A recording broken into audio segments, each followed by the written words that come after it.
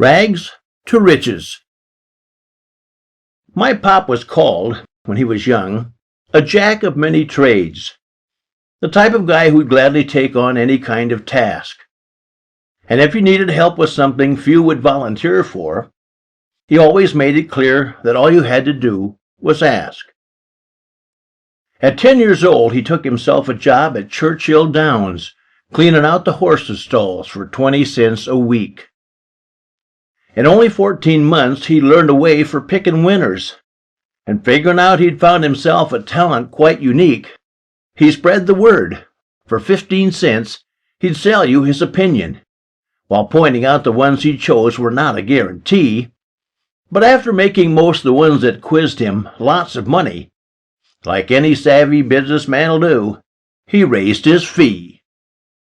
The knack he had for picking winning horses like he could, because he'd so religiously observed them run the track, helped him build a clientele of big-time heavy hitters that paid him well to fill them in on which horse they should back.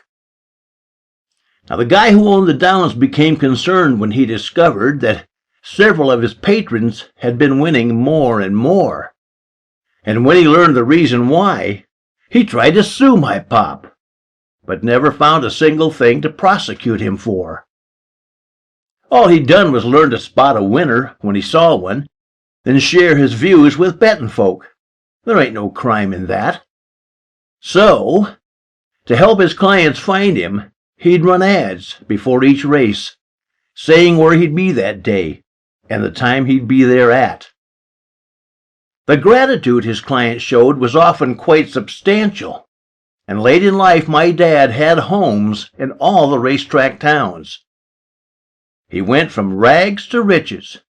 Quite a feat when you consider he had actually started out by scooping poop at Churchill Downs.